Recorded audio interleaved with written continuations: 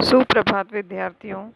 आज हम हिंदी साहित्य में सरयू पुस्तक में कवि घनानंद के साहित्यिक परिचय के बारे में जानेंगे।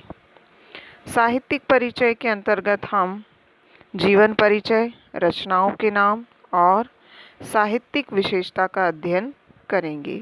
इसमें सबसे पहला बिंदु देखिए, जीवन परिचय।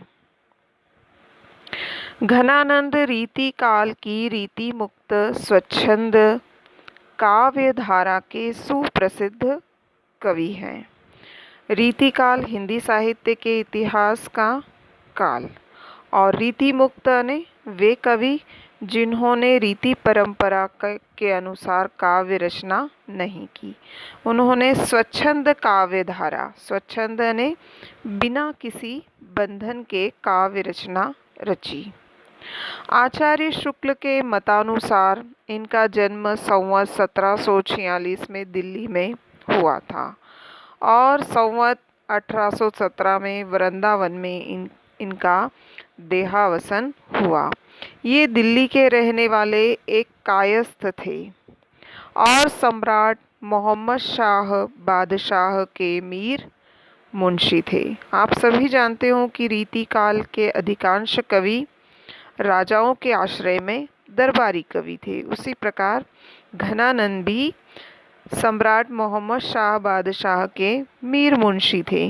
महाकवि घनानंद के विभिन्न नामों के प्रति विद्वानों में मतभेद नहीं है। ये नाम निम्नलिखित हैं, यानी इन्हें घनानंद, आनंद घन और आनंद घन के नाम से भी जाना जाता है। आगे देखिए, घनानंद श्रृंगार धारा के कवि थे। वे श्रृंगारिक कवि थे। उन्होंने अपनी अधिकांश रचनाओं में श्रृंगार रस का प्रयोग किया। ये सखी भाव से श्री कृष्ण की उपासना करते थे। सखी भाव से यानी मित्रता के भाव से। विरक्त होने से पहले, विरक्त यानी वियोगी होने से पहले ये बहादुर शाह के मीर मुंशी थे। वहीं पर सुजान नामक नर्तकी से इनका प्रेम हो गया और इन्होंने अपनी प्रेमिका को संबोधित करके अपनी काव्य रचनाएं की। कुछ विद्वान इनकी रचनाओं में आध्यात्मिकता भी मानते हैं। इन्होंने अपनी काव्य रचना में अपनी प्रेमिका सुजान के शब्द का प्रयोग अधिकांश किया है, लेकिन कुछ विद्वानों ने ऐसा माना है कि उन्होंने राधा और कृष्ण को आराध्य मानकर अपनी रचनाएं रची हैं। अब आगे देखिए, रचनाओं के नाम। रचनाओं के नाम में सुजान सागर, कृपा कांड, रस केलिवल्ली, विरह लीला, लोक सार और इश्क लता, ये है इनकी रचनाओं के नाम। अब अगला बिंदु देखिए, काव्यगत विशेषता। इनके काव्य की विशेषताएं। हिंदी के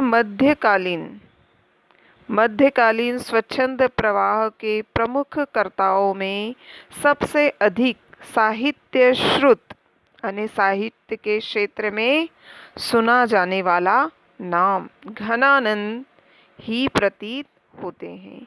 यदि हिंदी मध्यकालीन इतिहास यदि देखा जाए तो स्वच्छंद धारा बिना किसी बंधन की रचना करने वालों में यदि किसी का नाम साहित्य में सबसे ज़्यादा सुना जाता है तो वह केवल घनानंद का ही मालूम होता है।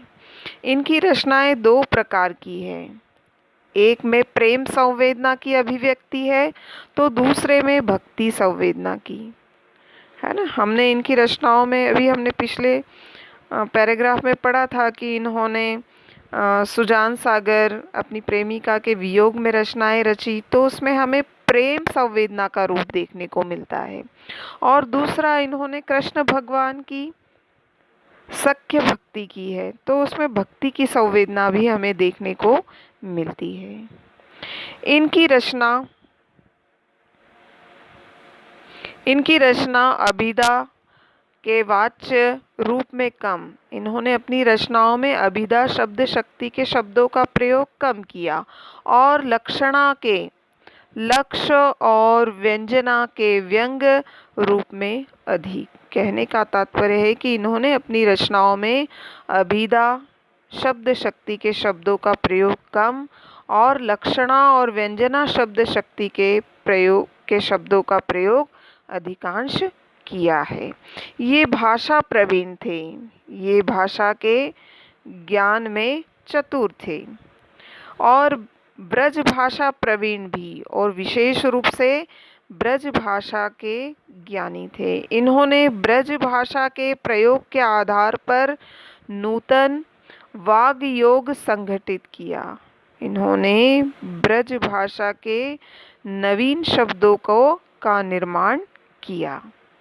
इनकी रचनाओं में प्रेम का अत्यंत गंभीर यानी गहरा, निर्मल यानी स्वच्छ, आवेगमय यानी जिसमें प्रवाह हो और व्याकुल कर देने वाला उदात्त रूप व्यक्त हुआ है। इसीलिए घनानंद को साक्षात रस मूर्ति कहा गया है। यहाँ पर हमने पिछली में बात की थी कि घनानंद श्रृंगार रस के कवि हैं और श्रृंगार रस में भी इन्होंने वियोग श्रृंगार का प्रयोग किया है और श्रृंगारिक रचनाएं होने के कारण इन्हें साक्षात रस मूर्ति कहा गया है। घनानंद के काव्य में भाव की जैसी गहराई है वैसी ही कला की बारीकी भी है। यानी इन्होंने अपनी रचनाओं में जिस गहराई से भावों को व्यक्त किया है उतनी ही बारीकी से इन्होंने अपनी कला को भी व्यक्त किया है।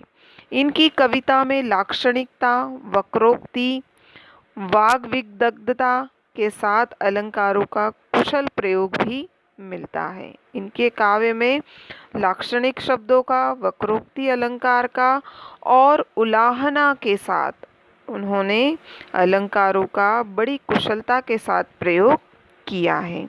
इनकी काव्य कला में सहजता के साथ वचन वक्रता का अद्भुत मेल है। घनानंद की भाषा परिष्कृत यानी शुद्ध और साहित्यिक ब्रज भाषा है। उसमें कोमलता और मधुरता का चरम विकास दिखाई देता है। ये हो गया घनानंद जी का साहित्यिक परिचय। ये परिचय हमें किन बिंदुओं के आधार पर देखना है? जीवन परिचय, रचनाओं के नाम और उनके काव्य की विशेषता। तो अब आप लोगों को ये प्रश्न भी तैयार करना है कि घनानंद का साहित्यिक परिचय लिखिए। तो इन्हीं बिंदुओं के आधार पर आपको अपनी कॉपी में नोट करना है। ठीक है, बहुत बहुत धन्यवाद।